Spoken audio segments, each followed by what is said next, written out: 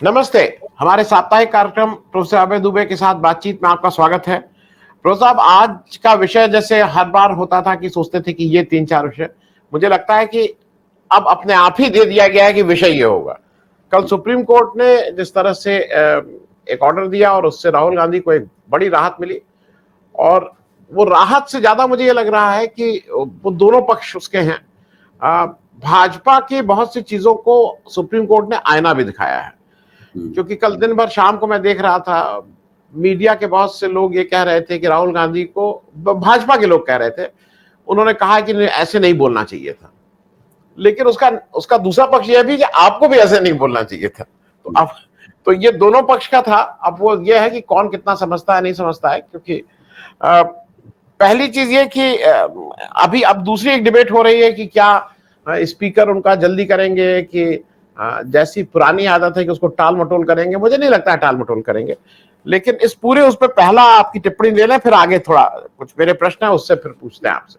देखिए, मुझे तो लगता है कि राहुल गांधी की सांसदी जो वापस मिली है, उसके पॉलिटिकल इफेक्ट पे हम लोगों को ज्यादा चर्चा करनी चाहिए। उसका जो कानूनी पहलू है, मैं नहीं समझता कि जाती तौर पर मैं इस योग्य हूं कि उसके ऊपर ज्यादा टीका टिप्पणी करूं। थोड़ा बहुत इधर उधर से अखबारों में पढ़कर कुछ जानकारी हासिल करके उस पर बोलने लगना उचित नहीं है। वकील लोग उस पर बहुत अच्छा बोल रहे हैं और काफी अच्छी ज्ञानपूर्ण चर्चा इस सवाल के ऊपर कल मैंने सुनी है, और भी आगे सुनने में आएगी।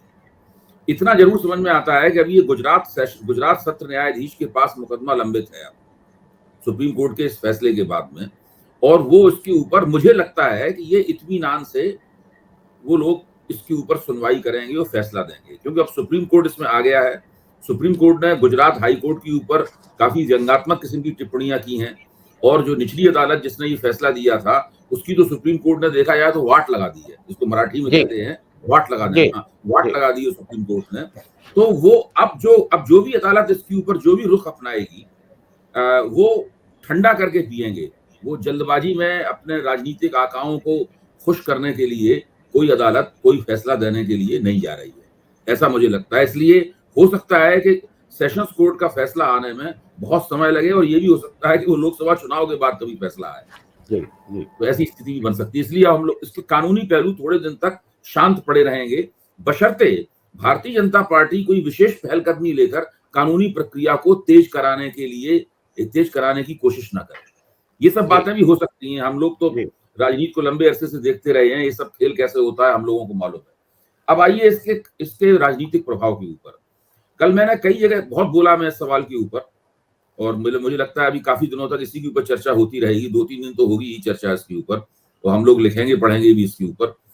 देखिए, भाजपा, मैं नहीं मानता हूं कि भाजपा को ऐसा कोई मुगालता था कि सुप्रीम कोर्ट भी राहुल गांधी की याचिका को खारिज कर देगा। मैं भाजपा वालों को इतना बेवकूफ नहीं मानता हूं। मेरा मानना है कि भाजपा को पूरा अंदाजा था कि सुप्रीम कोर्ट उनको रियायत दे देगा और ये इनकी सांसदी बच जाएगी। लेकिन जो भाजपा वालों पर प्रतिक्रिया हुई है वो काफी हड़बड़ाई हुई है।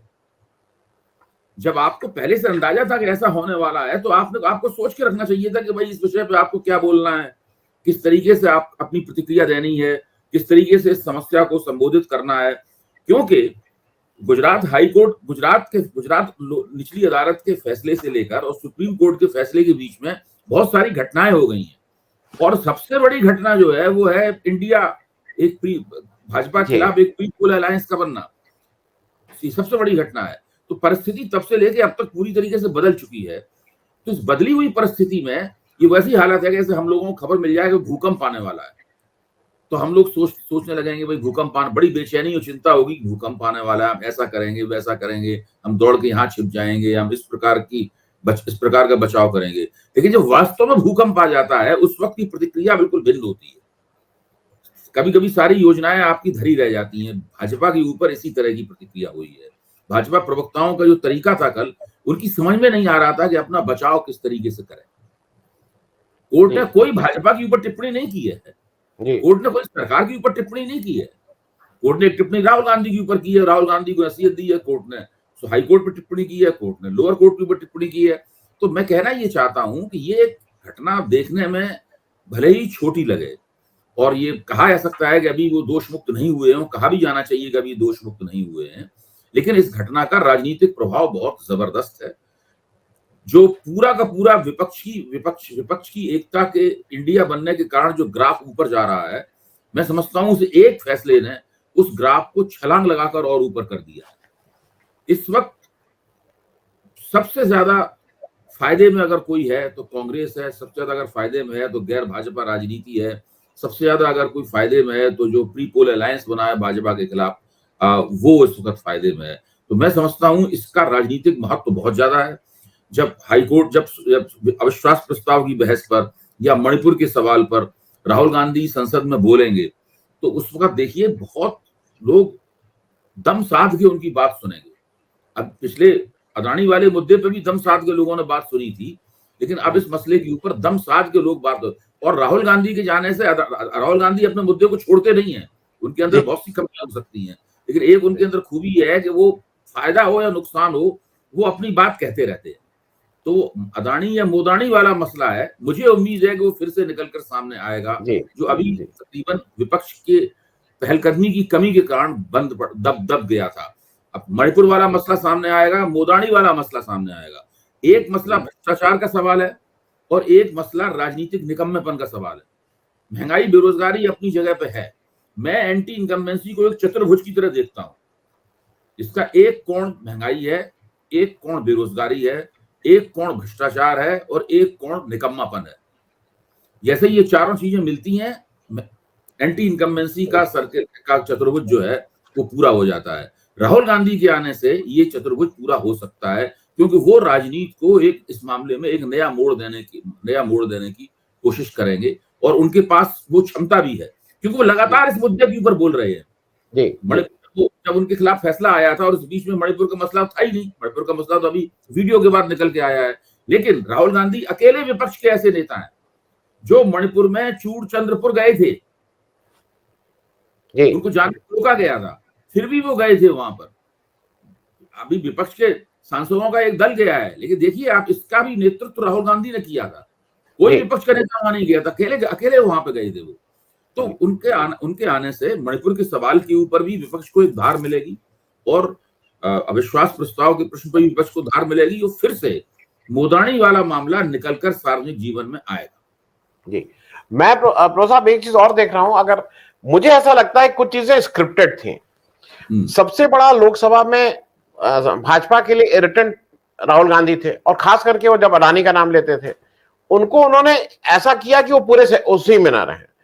राज्यसभा में सबसे बड़ा इरिटेंट इनके लिए संजय सिंह थे, इसमें कहीं कोई दो राय नहीं है। संजय सिंह वैसे हायरकी में थोड़े मतलब उतने वरिष्ठ नहीं है, लेकिन सरकार के लिए सबसे बड़ा सिरदर्द, अगर मतलब सरकार से पूछा है सबसे बड़ा सिरदर्द उन्होंने पूरे सेशन के लिए। मैं उस दिन देख रहा था, संजय सिंह ने ऐसी कोई ना बदतमीजी का वाक्य बोला था ना, वो बहुत से लोग घर में आते हैं, बहुत से लोग नहीं मानते हैं बात, आप उसको पूरे, और जिस तरह से प्रॉम्प्ट करके धनखड़ साहब ने कि नहीं मोशन लाइए, धनखड़ साहब ने इंसिस्ट किया कि मोशन लाइए।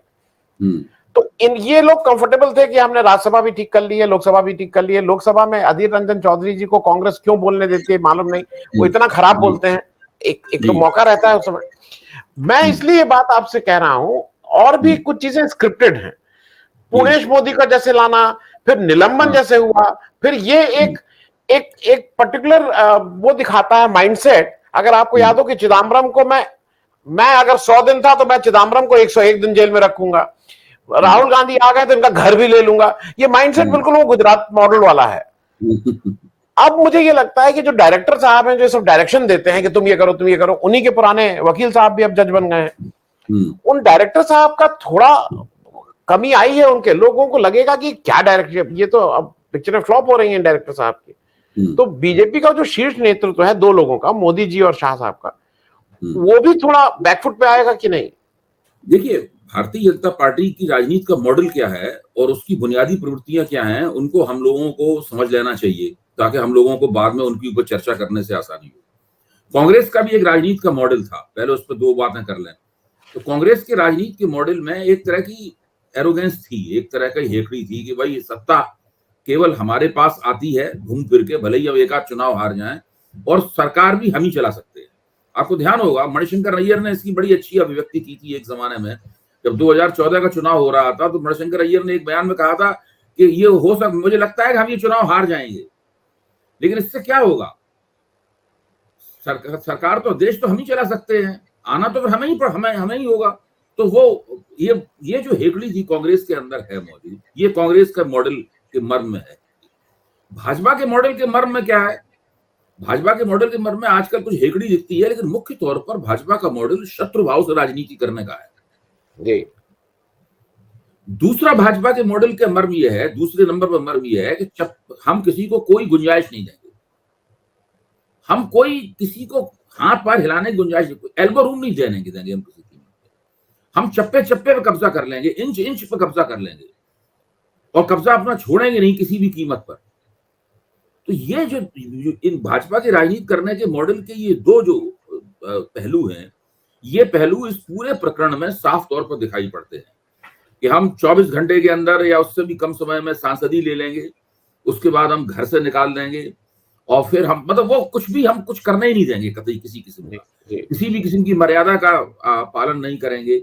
जब हमारी समझ में आएगा, जब हम चाहेंगे, हमारे राजनीतिक फायदे में होगा, तो हम कानून का अक्षरशः पालन करेंगे, और जब फायदे में नहीं होगा तो हम बृजभूषण शरण सिंह को पोक्सो में मुकदमा सुप्रीम कोर्ट के आदेश के बाद रद्द हो जाने के बावजूद भी उनको गिरफ्तार नहीं करेंगे और इतिहास बना देंगे इस बात का।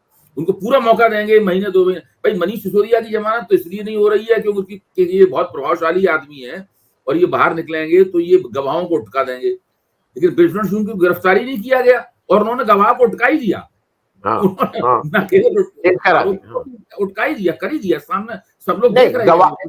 गवाह को नहीं, जो मेन अभियुक्त था उसी को इफेक्ट करा दिया, जो जिसने आरोप लगाया, जो मेन विक्टिम था, उसी कर दिया। तो ये जो पूरा मॉडल है राजनीति का, भाजपा वाले समझते हैं कि इस पर कोई ध्यान नहीं देगा, और मोदी जी की तथाकथित लोकप्रियता और उनकी जो सब्सिडी तंत्र है वगैरह, उसके आधार पर हम जीते जाएंगे।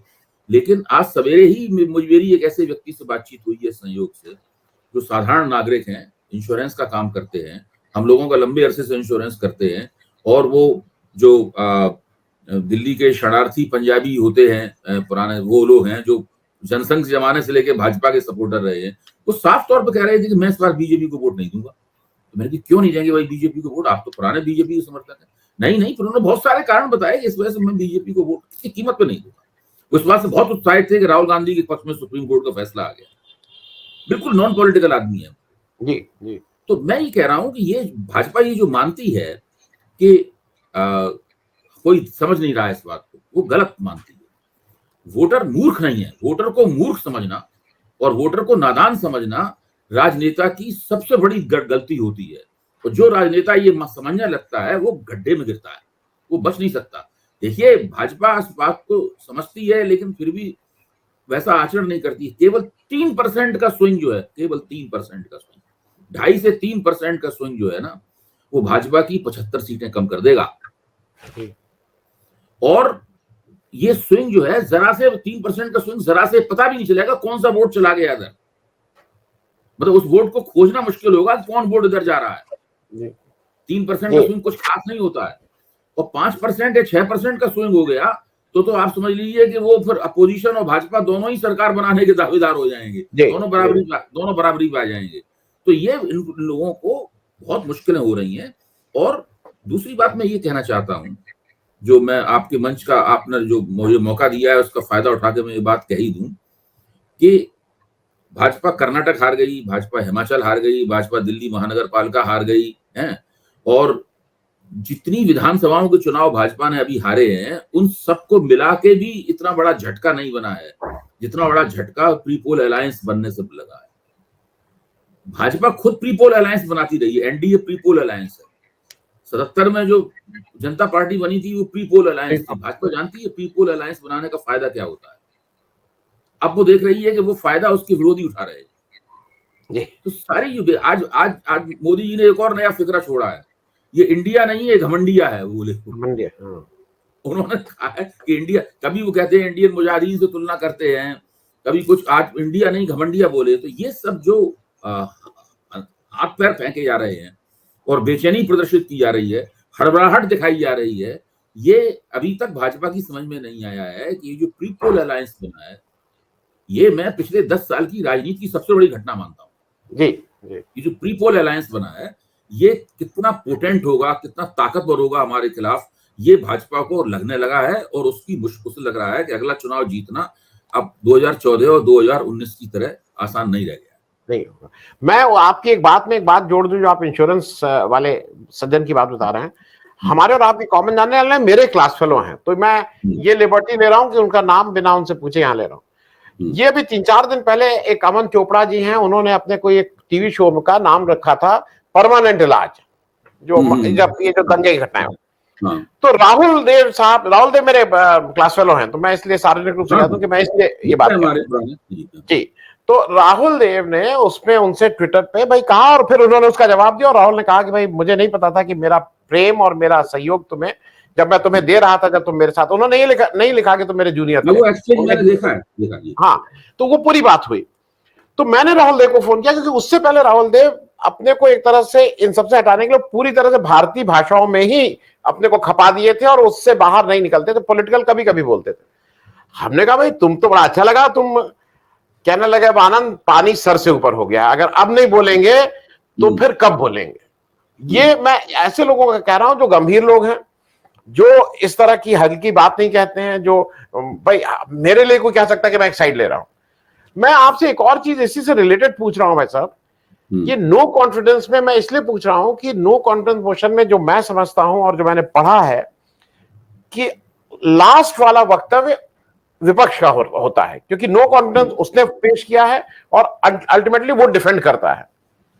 आपको क्या लगता है कि लास्ट वक्तव्य विपक्ष को स्पीकर साहब मौका देंगे? क्योंकि अगर लास्ट वक्तव्य राहुल गांधी का हो जाता है तो वो मोदी जी के बोलने के बाद अब लोग कुछ कहें, लेकिन इस समय राहुल गांधी जैसा बोल रहे हैं, मोदी जी कहीं उसको मैच ही नहीं कर पा रहे हैं। नहीं, मुझे नहीं लगता कि वो मेरे ख्याल से वो तिकड़म, देखिए आमतौर भाजपा तो कोई किसी किस्म की मर्यादा मान नहीं रही है। जब संसद में विपक्ष का अविश्वास प्रस्ताव पेश किया जा चुका है, उसको बहस के लिए स्वीकार कर लिया गया है, उसके बीच में वो कानून बना रहे हैं, उसके बीच में दिल्ली ऑर्डिनेंस का कानून ले आए। आप सोचिए, ये तो कभी होते देखा है आपने इस तरीके का?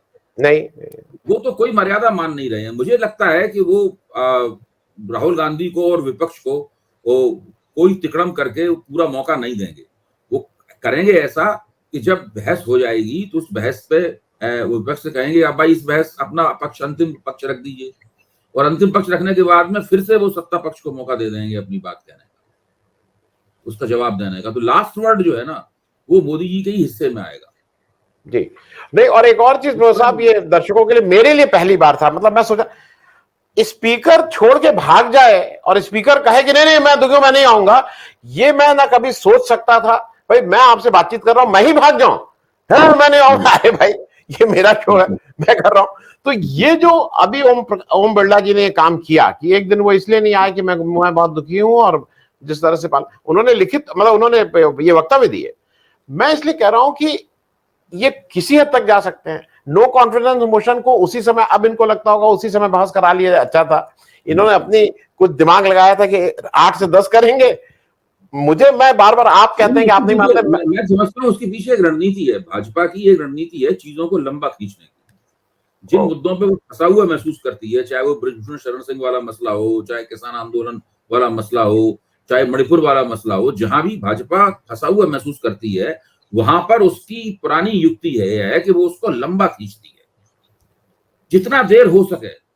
अब वो प्रधानमंत्री फंसे हुए हैं, अब वो उनको जवाब नहीं देना चाहते हैं, तो वो कितना लंबा खींचा जाए देखा जाए। उसमें लंबा खींचने में ही उसको कहीं ना कहीं बीच में भाजपा को गुंजाइश मिलती है जिससे वो पतली गली से निकल जाना चाहती है।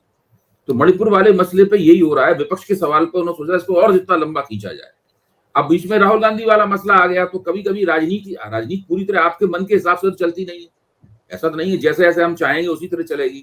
राजनीति की अपनी गति है, घटनाक्रम अपने तरीके से घटता है, तो वो उसमें दिक्कत हो जाती है आपको, तो उसी तरह की दिक्कत में ये फंस गए।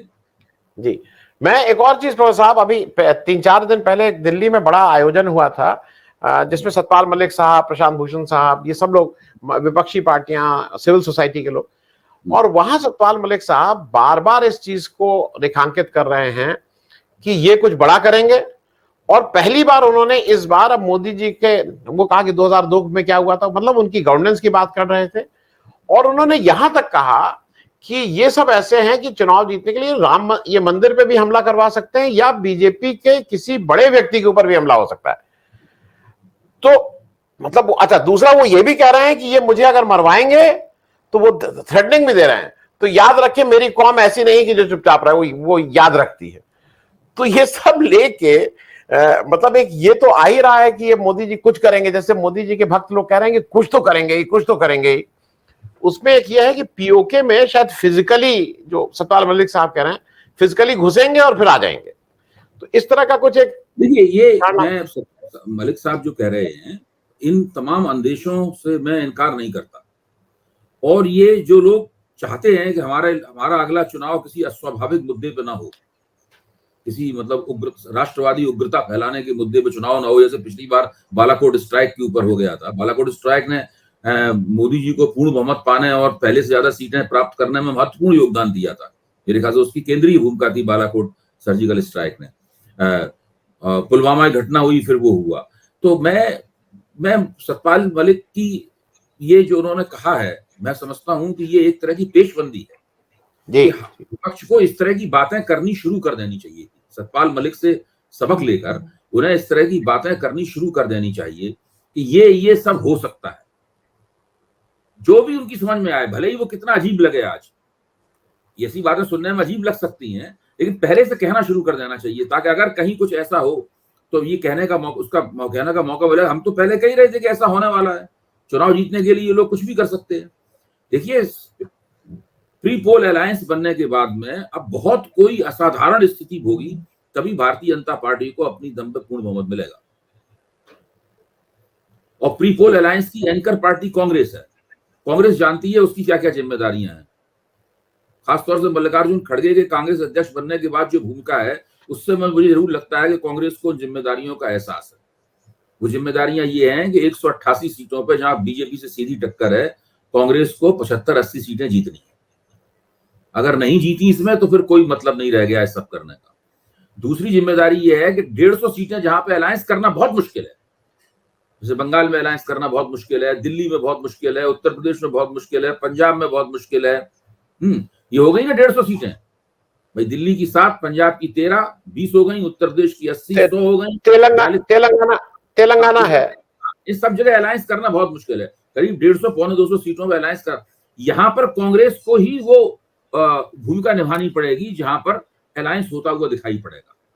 अधिकतम सीटों पर, जरूरी नहीं है 100% सीटों पर हो जाए, लेकिन ज्यादातर सीटों पर अलायंस होता हुआ दिखाई पड़ेगा। तो ये दो काम कांग्रेस को करना है। ये दो काम कांग्रेस ने अगर कर दिए, मेरा कहना है कि 80-90% भी कर दिए, भले 100% न कर पाए, तो समझ लीजिए उनकी चुनावी वैतरणी पार हो जाएगी। मोदी की तमाम जीत और मोदी का चमत्कार और मोदी का मोदी मैजिक वगैरह, ये सब विपक्ष के वोटों के बटने पर निर्भर है। विपक्ष के वोट जैसे ही जुड़ना शुरू हुए, और वो जरूरी नहीं 100% जुड़े, 55%, 60%, 75%, जैसे ही वोट जुड़ेंगे वैसे ये मैजिक सब धरा रह जाए। भाई, जो प्रांतीय चुनाव में भाजपा क्यों हारती है, मोदी मैजिक क्यों नहीं चलता?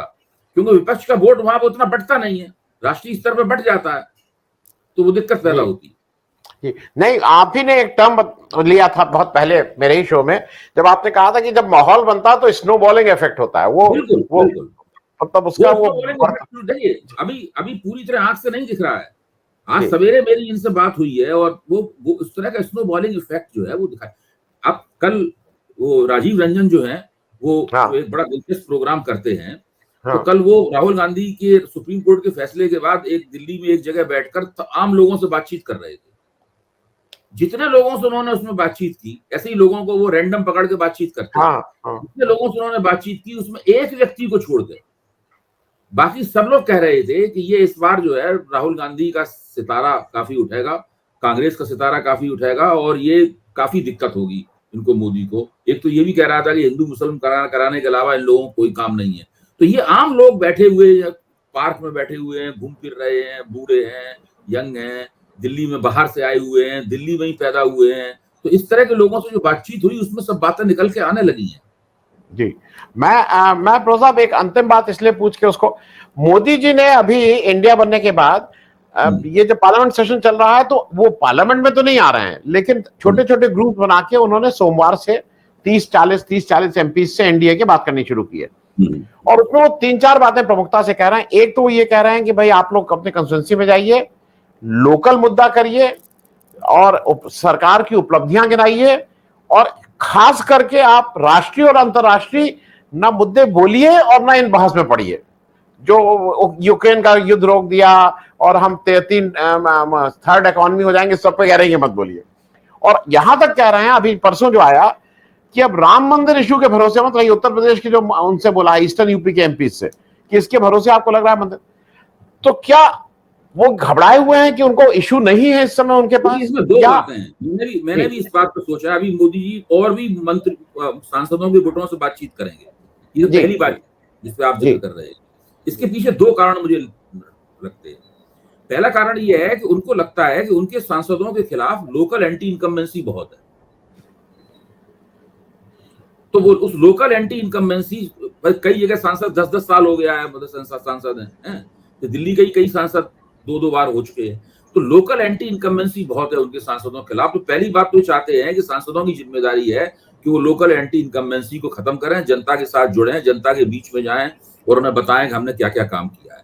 दूसरी बात, मोदी जी को ये एहसास है कि पिछले दोनों बार जब वो प्रधानमंत्री बने, तो वो दरअसल पहली बार तो भारतीय जनता, वो कांग्रेस के खिलाफ जो गुस्सा था, भ्रष्टाचार विरोधी आंदोलन का माहौल था, तो प्रतिक्रिया में वोट मिल गए थे।